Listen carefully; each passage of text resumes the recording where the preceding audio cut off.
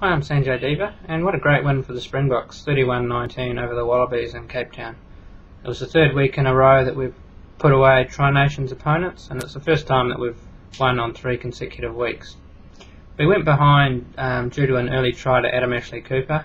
The Australians actually played quite well. They took the ball through a couple of phases, got quick line-out ball, and off the top of the line-out they just simply went wide and outflanked our defence. So it was a well-worked try.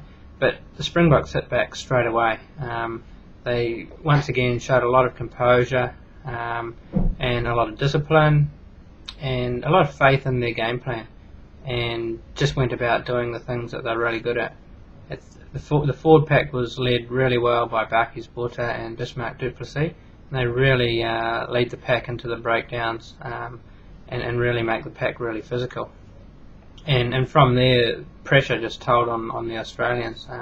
They just could not handle it, and they were giving away lots of penalties, and Morné Steyn was just kicking them over.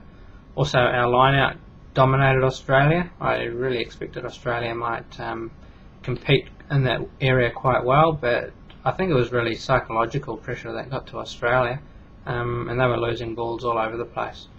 Our scrum wasn't particularly dominant, but it was holding its own and it was doing quite well. Unfortunately, in the second half, we started to go backwards, and I think a lot of that was due to the fact that we'd had the game won actually at that stage, and probably just feeling the effects of 3 hard games in a row. So I don't think that's anything to worry about for the future.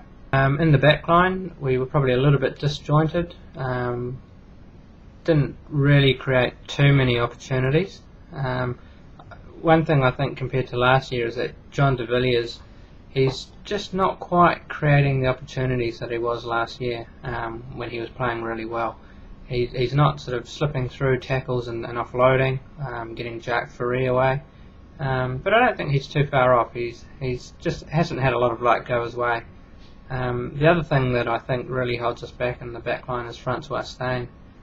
A couple of times he closed down the space for others around him. There was JP Peterson at the start of the game, and then late in the first half, Brian Habana. He runs on just a little bit too far, and it means that the other player just doesn't have the space to be able to run into.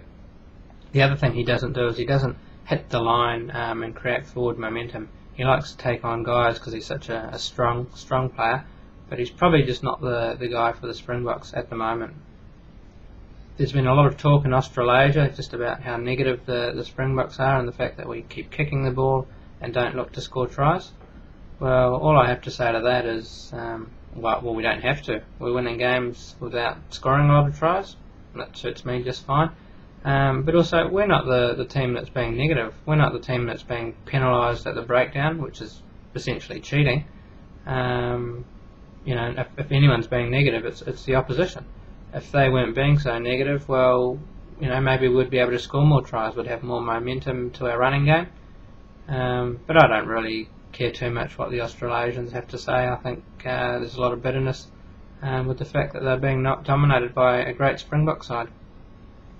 It'll be interesting now to see the Springboks go on tour, and I think we can definitely win at least 1 or 2 games away out of the 3. But I think this is a great Springbok side.